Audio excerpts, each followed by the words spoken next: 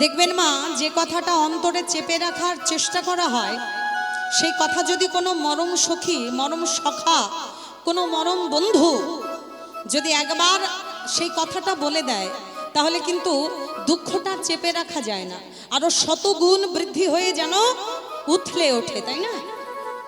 এখন ললিতা যে বলেছে, সত্য করে বল সখী, তুই কি সত্যই দেখতে পাসনি নাকি দেখেও না দেখার ভান করেছিস?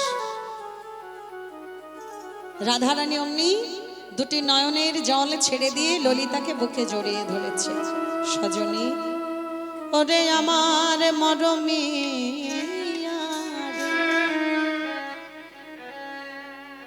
আমার মরমের কথা তুই কেমন করে জানলি? আমি যে সত্যই আমার বধূকে দেখেও না দেখার ভান করেছি। কেন করলি জানিস সখী? এই জগতে যাকে আপন ভাবা যায়, সেই হয় একমাত্র দুঃখের কারণ। আপনি যাকে বেশি আপন ভাববেন, যে বস্তুটাকে নিজের ভাববেন, সেই বস্তুটা আর সেই ব্যক্তিটাই একমাত্র আপনার দুঃখের কারণ হয়ে দাঁড়াবে। দেখবেন, আপনি যদি নিজের সন্তানকে খুব বেশি ভালোবাসেন, সেই সন্তান যখন আঘাত করে, তাহলে কিন্তু সেই আঘাতটা সহ্য করা যায় না, যায় কি মা? অথচ প্রতিবেশী কোনো পাড়ার ছেলে যদি আপনাকে কষ্ট দেয়, আপনার কিন্তু সেই কষ্টটা মালুম হয় না। আপনি দুটো বেশি কম বলে চলে আসতে পারেন, কিন্তু আপনার হৃদয়ে স্পর্শ করে না। যখন আপনার নিজের সন্তান নিজের কেউ আপনাকে কষ্ট দেবে, তখন কিন্তু কষ্টটা বাবা একটু বেশিই লাগে। জয় রাধে। প্রতিবেশী যদি কেউ মারা যায়, দেখবেন আপনার অত দুঃখ হবে না, একটু হাই হুতাশ করে কাটিয়ে দেবেন। কিন্তু নিজের যদি কেউ চলে যায়, সে কষ্টটা যেন ধরে রাখা যায় না। তাই শাস্ত্র বললেন, যে বস্তুকে বা যাহাকে তুমি আপনার বলে জানবে, তাহাই হবে তোমার দুঃখের কারণ। তাই রাধারানী বললে, সখী, আমি তো গোবিন্দকে বড় ভালোবেসে ফেলেছি, আমি আপনার ভেবে নিয়েছি। তাই তার চরণ পানে তাকিয়ে দেখলাম, এই ব্রজের কঠিন ধুলায় ধূসর হয়ে আছে। সখী রে, যার চরণে হাত দিতে গেলে, একটা তুলসী দিতে গেলে কর থর কেঁপে ওঠে, আর সেই চরণ পানে চেয়ে দেখলাম কঠিন ধুলায় ধূসর হয়ে আছে। বলতে পারিস সখী, আমি কেমন করে সইব? আমার যে বাড়ির ঘর ভালো নয়, যখন তখন কৃষ্ণ সেবা করা যায় না, ঘরের বাহিরও হওয়া যায় না। আমি কেমন করে কৃষ্ণ সেবা করব বলতে পারিস সখী? ললিতা বিশাখা বুঝতে পেরেছে। রাধারানীকে জিজ্ঞেস করছে, তাহলে তুই এখন কি করবি? কি আর করব, এখন মনে মনে গোবিন্দের সেবা করা ছাড়া আর কোনো উপায় নেই। তাই তুই মনে মনে কিভাবে সেবা করতে চাস, কি করে সেবা করতে চাই, তাহলে শোন। ও গো মুনির পুতের সুতের নামের আদি দুই অক্ষর, ওই মুনির পুতের সুতের নামের আদি দুই অক্ষর হই। আমার নন্দের নন্দন গোঠ যাত্রা কালে, ওরে মন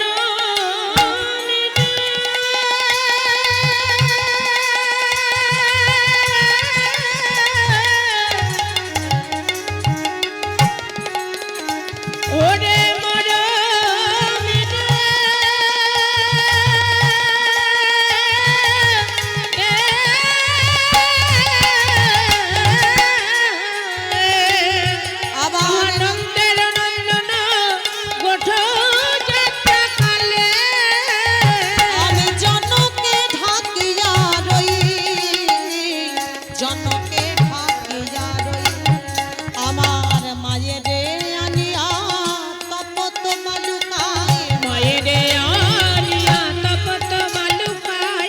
বিছাইলে হইতো মায়ের দয়ালিয়া তপত বালুকাই বিছাইলে হইত অগ্রজয়ালয়ে গেলে সে গোপালে বুঝিত মনের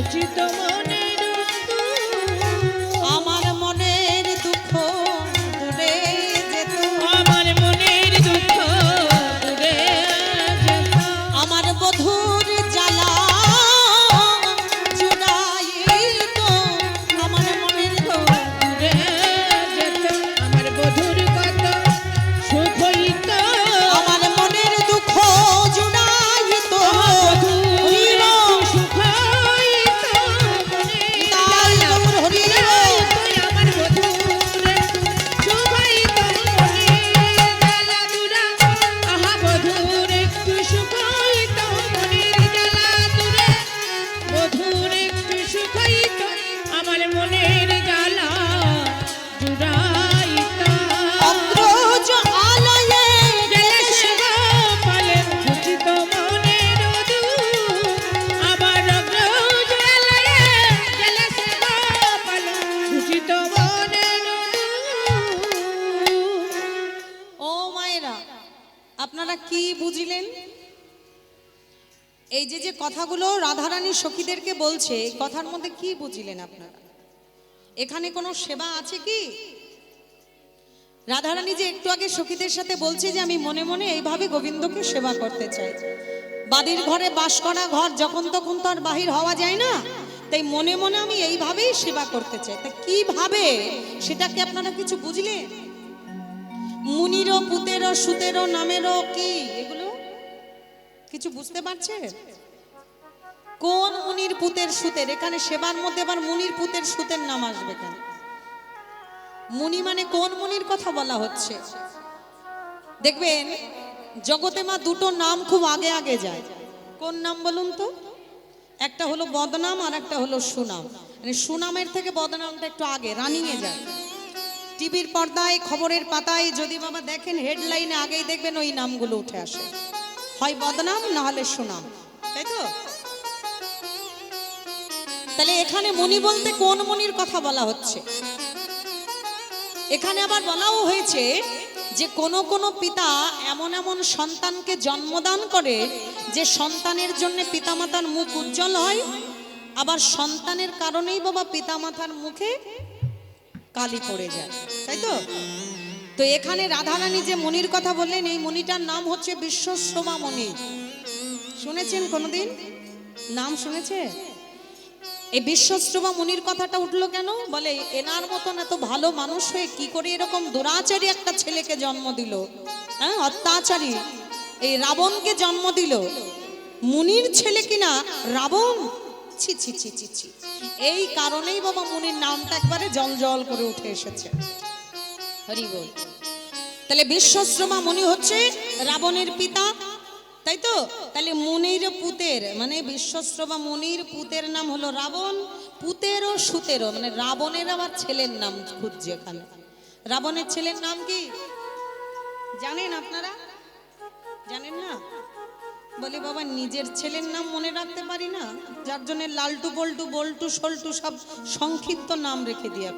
এখন আর বাবা গদাধর গৌরহরি শ্রীকৃষ্ণ নিতাই কেউ নাম রাখি না ভাগবতের সঙ্গে মিলিয়ে, তাই না? হ্যাঁ, মেঘনাথ দেখেছো, মনে রেখেছে। তাহলে রাবণের ছেলের নাম কি? মেঘনাথ। আর তার ভালো একটা নাম আছে কি? ইন্দ্রজিৎ। মেঘনাথ নামটা কেন হয়েছে না, মেঘের আড়ালে বসে যুদ্ধ করার ক্ষমতা রেখেছিল, তাই তার নাম হয়েছিল মেঘনাথ। তো রাধারানী বলতে চাইছে, মানে সরাসরি বলতে পারছে না সখীদের সাথে, কেন? বাড়ির ঘরে বাস করে তো, যদি আবার পাশে কেউ শুনে নেয় যে কি কথা আলোচনা হচ্ছে, এই জন্যে আকার ইঙ্গিত করে নানান রকমের ছলা কলা দিয়ে কথা হচ্ছে। তাহলে এখানে কি বলতে চাইছে রাধারানী? মেঘনাথের আগের দুই অক্ষর চাইছে। মেঘনাথের আগের দুই অক্ষর নিলে কি হবে? মেঘ। রাধারানী বলতে চাইছে আমি যদি মেঘ হতাম তাহলে আমি জনককে ঢেকে থাকতাম। জনককে ঢেকে থাকতিস? জনকটাকে একজন সখী বলছে, কেন? বৃষভানু রাজা চিনিস না? রাধারানীর পিতার নাম। তা বৃষভানু রাজাকে ঢেকে রেখে কি কাজটা করতিস? রাধারানী বলছে, আমি তো ওই পিতার কথা বলিনি, আমি তো অন্য পিতার কথা বলেছি। এক সখী একটু মস্করা করে হেসে উঠে বলছে, ও মা, তোর আবার বাবা আর একটা আছে নাকি? হরি বল। আমরা তো জানি সবার বাবা একটাই হয়, তোর আবার দুটো বাবা? সর্বনাশ। সখী এমন করে বলিস না, তাহলে পূরবের কথা একটু শুনে নে। ও মায়েরা, শুধু সূর্য পূজা দেখলেই হবে না আর করলেই হবে না, একটু কথাগুলো তো জানতে হবে। এক লাফে তো বাবা তাল গাছে ওঠা যায় না নাকি? জয় রাধে। ধাপে ধাপে উঠতে হয়, নইলে কিছুই জানা যাবে না। তো রাধারানী আজকে সূর্য পূজাটা কেন করবে, এর আগে কি কি ঘটনা ঘটে গেছে সেটা তো জানতে হবে। তো সখীরা বলছে, তোর আর একটা পিতা আছে, এটা তো জানা ছিল না, তা সে পিতাটার নাম কি? রাধারানী বলছে, কেন? এই বৃষভানু রাজার যার অংশ হতে সৃষ্টি তিনি আমার পিতা। বলে, কার অংশ হতে সৃষ্টি? বলে, ভানু অংশ হতে বৃষভানুর জন্ম, তাই তার নাম হয়েছে বৃষভানু। ভানুটাকে সূর্যদেব, তাহলে সূর্যের অংশ হতে বৃষভানুর জন্ম, তাহলে সূর্য হলো আমার পিতা। রাধারানী যে বলেছে সূর্য আমার পিতা, সখীরা বলছে, সে আবার কবে তোর পিতা ছিল? বলে, শুনবি তবে শোন। একদিন ওই গগনের সূর্য দেবতা ক্ষীরোদ সাগরে নিমগ্ন হয়েছে, হ্যাঁ, রাধারানীকে পাবে বলে ধ্যানস্থ হয়েছে। এখন সূর্য দেবতা যদি বাবা ধ্যানে মগ্ন থাকে ক্ষীরোদ সাগরে, তাহলে বুঝতেই পারছেন একটা দিন বাবা, দুটো দিন সূর্য উদয় হয়নি, তাতেই বাবা জগতের কি দুর্দশা। হ্যাঁ, তো এরকম যদি আরো কয়েকদিন থাকে, বুঝতেই পারছেন বাবা, যে বাঁচবার সেও মরে যাবে। হ্যাঁ, তাহলে সূর্য যদি এরকম মেঘের আড়ালে ঢুকে থাকে কি হবে অবস্থা? মেঘের আড়ালে তো তবু ঠিক আছে বাবা, যদি সাগরের মধ্যে নিমগ্ন হয় তাহলে তো পৃথিবী রসাতল চলে যাবে। এখন সমস্ত দেবতারা বিপদে পড়ে গেছে। তো বিপদে পড়লেই বাবা হেড অফ দ্য ডিপার্টমেন্ট একজনের কথাই মনে পড়ে, সে কে? অনাদির আদি গোবিন্দ। যেমন আমরাও বাবা প্রয়োজন না হলে তাকে ডাকি না, আর দেবতারাও কিন্তু ঠিক প্রয়োজন না হলে তার সন্ধান করে না। জয় রাধেশ্যাম। ভগবানকে শুধু প্রয়োজনেই আমরা ডেকে গেলাম। তো দেব দেবতাগণ এবার ভগবানের শরণ নিয়েছে, হে গোলক বিহারী শ্রীহরি, তুমি আমাদের রক্ষা করো। কি হয়েছে? বলে, সূর্য দেবতা কোথায় লুকিয়ে আছে আমরা কেউ জানি না, এখন পৃথিবী তো রসাতল হতে চলেছে, তুমি আমাদের রক্ষা করো প্রভু। ভগবান ধ্যানস্থ হয়ে দিব্য দৃষ্টি দিয়ে তিনি দর্শন করলেন যে সূর্য দেবতা ধ্যান করছে ক্ষীরোদ সাগরে। পাঞ্চজনী শঙ্খ বাদন করে বেদধ্বনি করে সূর্য দেবতার ধ্যান ভঙ্গ করলেন। কি চাই? সূর্য বলে উঠলেন, প্রভু ধ্যান যখন ভঙ্গ করেছ, বাসনা তো তোমায় পূর্ণ করতেই হবে। ভগবান বললে, ভক্তবাঞ্ছা কল্পতরু নাম নিয়েছি, ভক্তের ইচ্ছা পূর্ণ করাই আমার কাজ, তাই তুমি যা চাইবে আমি তোমায় তাই দেব, এটা আমি দিতে বাধ্য। বলো তুমি কি চাও সূর্য? তখন সূর্য দেবতা নির্দ্বিধায় নির্ভয়ে ভগবানের সম্মুখে দাঁড়িয়ে বলে উঠলেন, প্রভু যদি ভক্তবাঞ্ছা কল্পতরুই হও, তাহলে আমি তোমার রাধারানীকে চাই। যেই না বলেছে তোমার রাধারানীকে চাই, ভগবান চমকে উঠেছে, সর্বনাশ। এই জগৎবাসী বাবা একজনকে নিয়ে শুধু টানাটানি করে, যোগী ঋষি মুনি ধ্যানী একজনেরই ধ্যান করে বসে আছে, কে সে? অনাদির আদি গোবিন্দকে পাওয়ার জন্যে। অথচ তিনি বসে আছে বাবা ধ্যান করে ওই রাধারানীর চরণ পাবেন বলে। নিতাই গৌর হরি। আজকে সেই চরণ নিয়ে টানাটানি, ভাবতে পারছো মা? চরণ কাকে বলে জানো? বলছে চ শব্দে চৈতন্য, র শব্দে রমন, ন শব্দে নিত্য। যে চরণে চৈতন্য রমন করেন নিত্যদিন, সেই চরণ যে ভগবানও বাবা পাওয়ার জন্য বসে থাকেন। তাই গৌর হরি। আজকে ভগবান চমকে উঠেছে, সর্বনাশ। যদি রাধারানীকে নিয়ে নেয় তাহলে তো আমার সর্বস্ব সব নিয়ে চলে যাবে, কেননা ওই চরণেই তো আমি সব দান করে রেখেছি। কি হবে? এদিকে আমি ভক্তবঞ্ছা কল্পতরু নাম নিয়েছি, দিতে তো আমাকে হবেই। তো ভগবান একটু যাচাই করছে সূর্যকে, সূর্যদেব তুমি আমার রাধারানীকে নিয়ে কি করতে চাও? সূর্য দেবতা বলছে, কেন প্রভু, তুমি যেমন তাকে হৃদয়ে জড়িয়ে ধরে বক্ষ বিলাসিনী করে রাখো, আমিও তেমন করে তাকে হৃদয়ে জড়িয়ে বক্ষ বিলাসিনী করতে চাই। আচ্ছা মা, এই কথা যদি কোনো পুরুষের সামনে দাঁড়িয়ে আর এক পুরুষ বলে যে তোমার স্ত্রীটাকে নিয়ে আমি এই করতে চাই, তাহলে সে কি বাবা সুস্থ থাকতে পারবে? কি পারবে? যদি বলে তোমার ঘরের বউটাকে নিয়ে আমি হৃদয়ে জড়িয়ে ধরে থাকতে চাই, তা সে পুরুষকে মানবে? বাবা হাতাহাতি শুরু হয়ে যাবে না? জয় রাধে, মামলা মকদ্দমা আরো কত কি হবে। তো ভগবান মাথাটা ঠান্ডা রেখে দিয়েছে, কেন? তিনি ভক্ত বাঞ্ছা কল্পতরু, তাই ঘরের স্ত্রীটাকে চাইলেও দিয়ে দিতে হবে নির্দ্বিধায়, কিচ্ছু করার নেই। হ্যাঁ, এখন ভগবান মনে মনে ভাবছে, বাছা ধন তুমি যত চাইবে তত ফাঁদে পড়বে, দেখি তোমার চাওয়ার লিমিটটা কতটা, আমি একটু দেখতে চাই, আরো কতটা চাইতে পারো। ভগবান বললে তুমি আর কি চাও সূর্য দেবতা? সূর্য তখন বলছে, কেন প্রভু, তুমি যেমন রাধারানীর অধরে অধর রেখে তার অধরামৃত পান করো, তাকে চুম্বন করো, আমিও তার অধরামৃত পান করতে চাই। এখন কেউ যদি বলে তোমার ঘরের বউটার বদনে বদন দিয়ে চুম্বন করতে চাই, এটা মানা যায় মা? আপনারাই বলুন তো। এটা তবু মানতে হচ্ছে। ভগবান বললে আমি অনেক সহ্য করেছি, আর নয়, একবারে লিমিট ক্রস হয়ে যাচ্ছে বাবা, আর পারা যাচ্ছে না। এখন মাথাটা ঠান্ডা রেখে ভগবান বলছে, বেশ সূর্যদেব, আমি তোমাকে আশীর্বাদ করছি, তুমি আমার রাধা রানীকে যেমন করে চাও তেমন করে পাবে, তবে এই জন্মে নয়, আগত দাপর যুগে তুমি হবে বৃষভানু রাজা, আর আমার রাধা রানী হবে তোমার ঘরের কন্যা। দেখেছো? চাইলে হবে কি মা? দাড়ি পাল্লা তো তার কাছে, কোথায় ব্রেক কষে দেবে তুমি নিজেও জানবে না। হরি বল। এত শত চেয়ে বসে আছো, মাপকাঠি তার হাতে, তিনি কাকে কেমন ভাবে দেবেন সে তিনি একমাত্র জানেন। জয় রাধে। তাহলে কন্যা হিসাবে যদি পাওয়া হয়, তাহলে মনোবাসনাটা পূর্ণ হলো কি? হলো?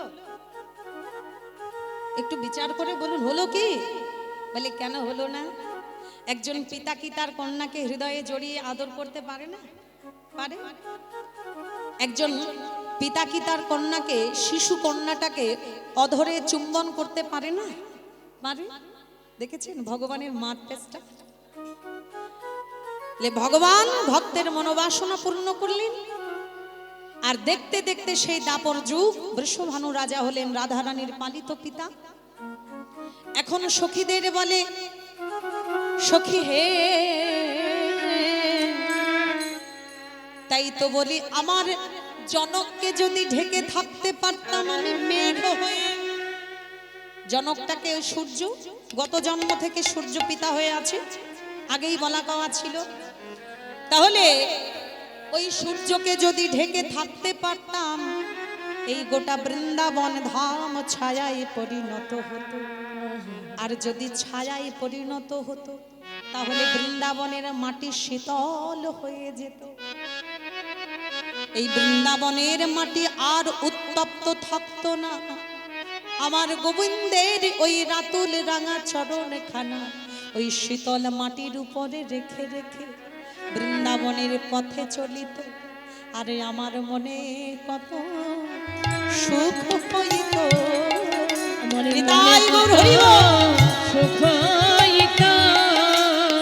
আমার বধূর পথ চলিতে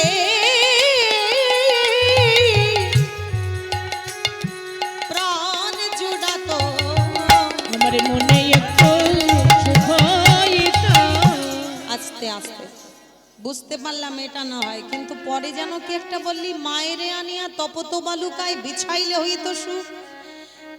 মায়েরে আনিয়া মানে কৃত্তিদা তো আমরা সবাই জানি রাধারানীর মা, তাহলে মাকে এনে যদি উত্তপ্ত বালির উপরে বিছিয়ে দেয়, তাহলে সেই মায়ের উপর দিয়ে, বক্ষের উপর দিয়ে গোবিন্দ হেঁটে যাবে, তাহলে মায়ের কষ্ট হবে না? এ আমার কি ধরনের প্রীতি বাবা?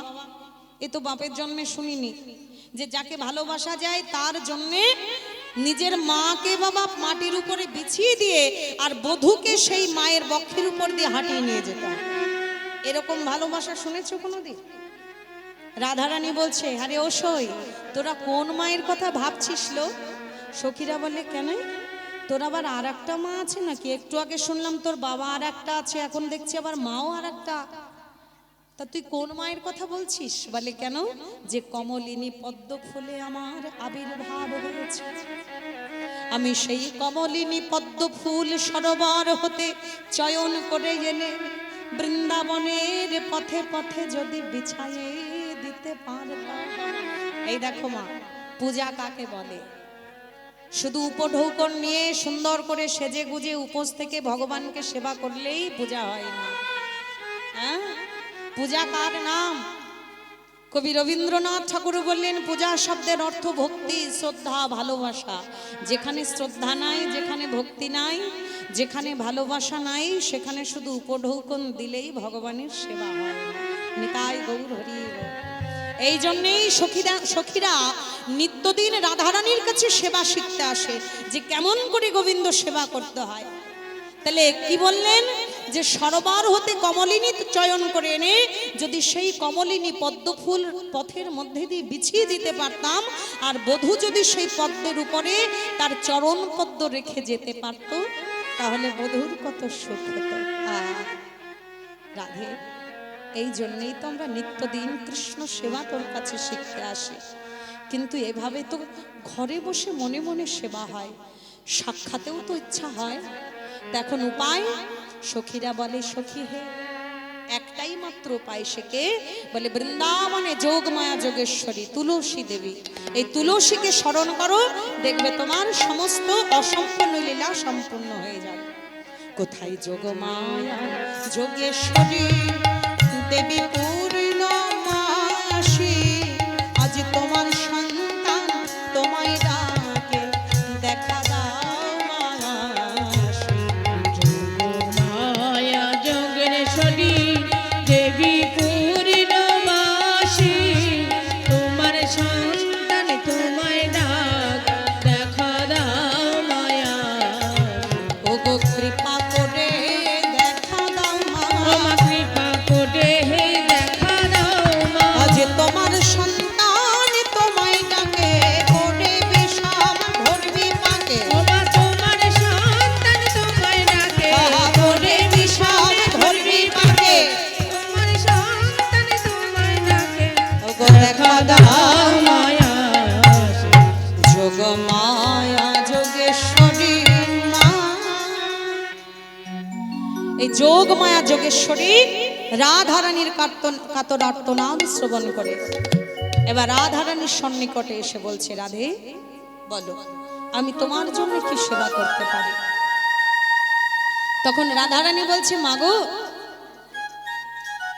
একটা উপায় করো যাতে আমি বধূর চরণ সেবিতে পারি, কিছু একটা উপায় করো।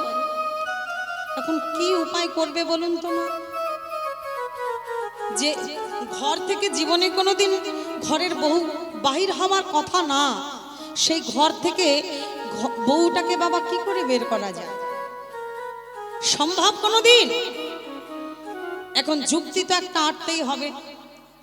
মনে মনে যুক্তি এটেছে, এই শোন, কাউকে বলবি না, মনে থাকবে তো? শোন এদিকে, বলি কানটা পরিষ্কার আছে তো বাবা? হরি বল। শোন,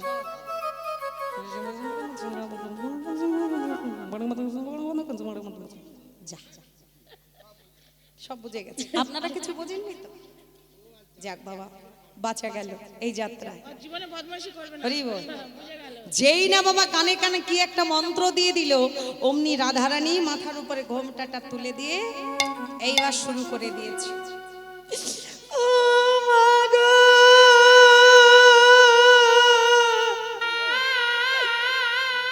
আমার কি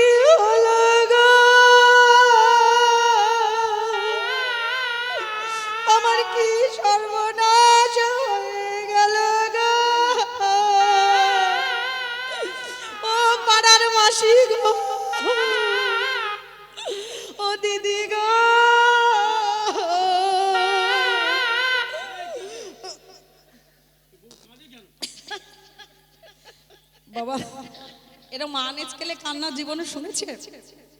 দেখবেন যদি কেউ সত্যিকারে কাঁদে তাহলে সে একটা স্কেলে কাঁদে, এরকম মান স্কেলে কাঁদে না বাবা। হ্যাঁ, এরকম ভুল ভাল কান্না যদি হয় তাহলে এরকমই কান্না হবে। এখন রাধারানী যে উল্টো পাল্টা সুরে কাঁদতে শুরু করেছে, আসলে তো কাঁদা নয়, এ তো ঢঙের কান্না। এখন কুটিলা আর জটিলা ওদিক থেকে শুনতে পেয়ে বলছে, মা আমাদের ঘর থেকে কি যেন একটা সুর ভেসে আসছে, মনে হয় বউটার কান্নার সুর, চল তো কি দেখে আসি।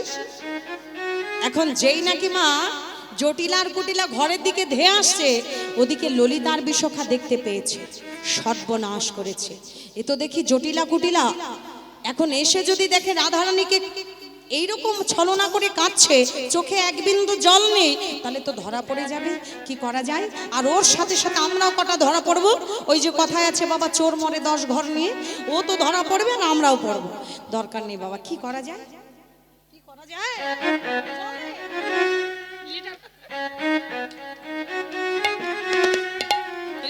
দেখো কি সুন্দর, বাপরে বাপ, গড়গড় করে জল বেরোচ্ছে, দেখেছো কাণ্ড। এখন শুধু দুটো তুলসীর পাতা দিলেই হয়ে যাবে। যেমন ভাবে আছে দেখো, মনে হচ্ছে তুলসীর পাতা দিলেই কাজ সারে। প্রেম সে বলো রাধা রানী কি জয়। এ বেটা বেঁচে আছে কি?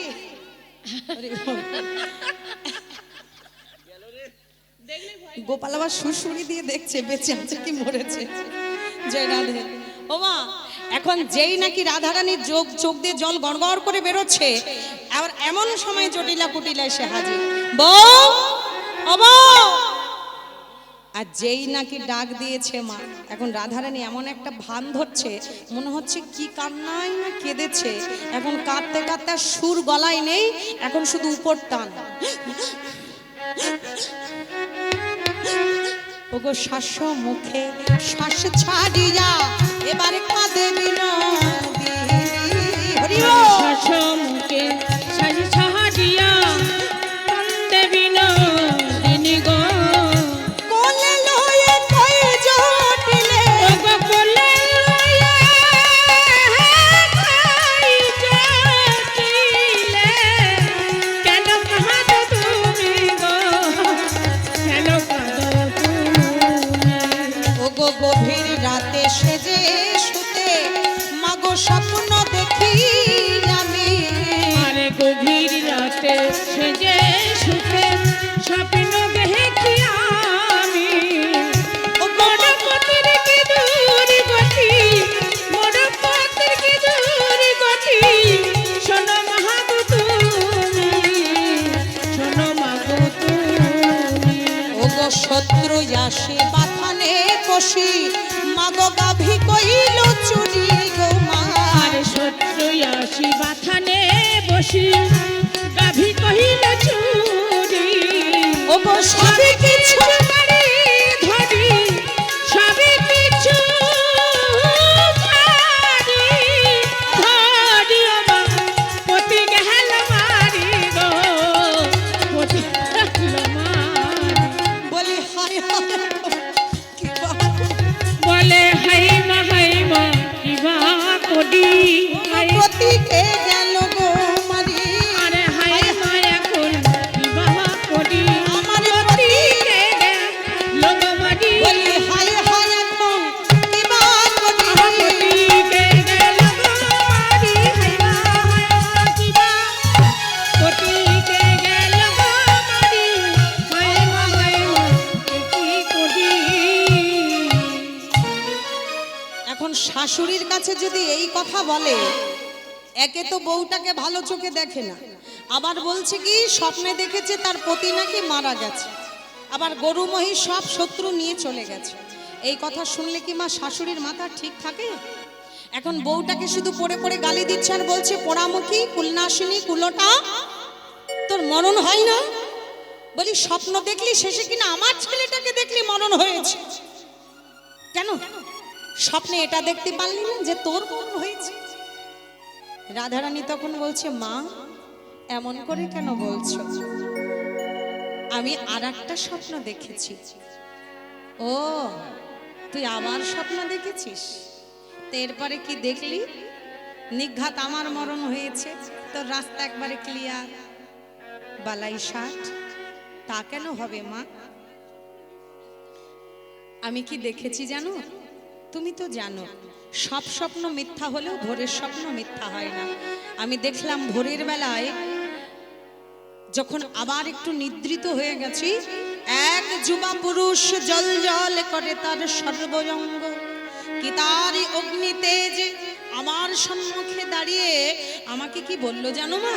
বলে, শোনো রাধা, তোমার কিন্তু বৈধব্য যোগ আছে, অল্প দিনে তোমার পতি হারাবে, তোমার পতির আয়ু আর বেশি দিন নেই। বলা মাত্র আমি থরথর করে কাঁপতে কাঁপতে ওই দেবতার চরণে গিয়ে নির্ভয় নির্দ্বিধায় গিয়ে চরণে লুটিয়ে পড়লাম। আমি কি বললাম জানো মা? হে প্রভু, হে দেব, তুমি যখন আমার ভবিষ্যৎ বাণী জানতে পারছো, তাহলে নিশ্চয়ই এর কোনো প্রতিকার তুমি করতে পারবে। কৃপা করে বলো, আমার পতির দীর্ঘ আয়ু কি করে আসবে? সে আমার পতি ভক্তি দেখে প্রসন্ন হয়ে আমায় কি বললো জানো মা?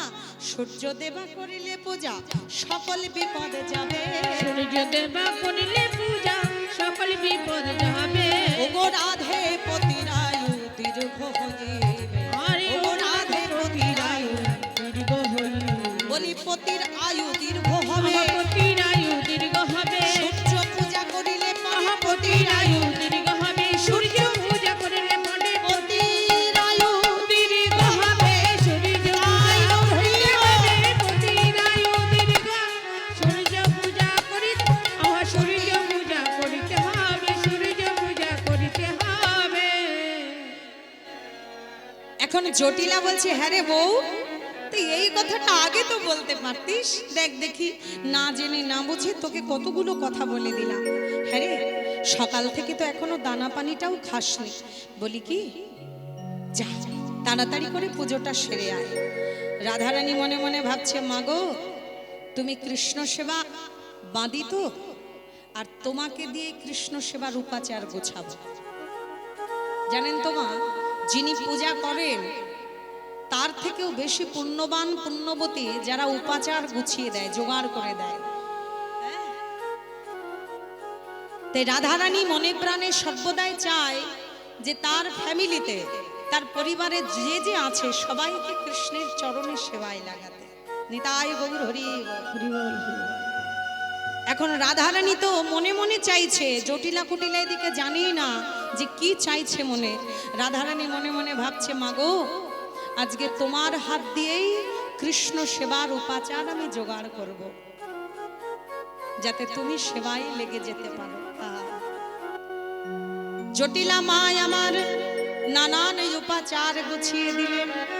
ছেলেটার আয়ু ফিরবে, সূর্য পূজা করতে যাবে বউ, হ্যাঁ এখন তাড়াতাড়ি করে গুছিয়ে দিচ্ছে, সেই সাথে বউটাও গুছিয়ে নিচ্ছে।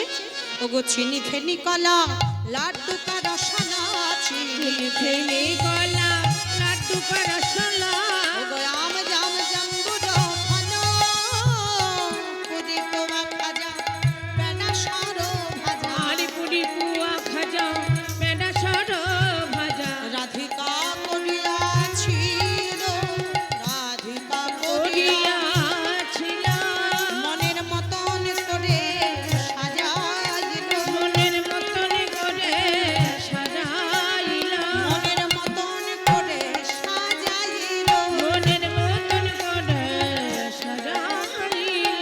ওগো কৃষ্ণ সেবা করিবে বলে মনের মতন করে সাজাই। ওগো সূর্য পূজা করিবে বলে মনের মতন করে হরি বল। সাজাইল। সূর্য পূজা করিবে বলে করে সাজাই। সূর্য পূজা করি মনের মতন করে সাজাইল। সুন্দর করে সাজিয়ে নিয়ে উপাচারগুলি এবার তুলসীকে ডেকে বলছে, হ্যাঁ এবার মায়েরা তোমরা আস্তে আস্তে এবার হ্যাঁ ডালা মাথায় নিতে পারো। এবার তুলসীকে ডেকে বলছে, তুলসী বধূ আমার কোথায় আছে, কোন বনে কেউ জানে না, সে তো শতঘরিয়া সবার ঘরে ঘরে থাকে, তা তুই একবার গিয়ে দেখাই বধূ যে বনেই থাকে তাকে বলে আসবি সে যেন জবা কুসুম কুঞ্জে থাকে, আর আমরা সখীগণ সবাই গিয়ে সেই কুঞ্জ মাঝে তার সেবা করব।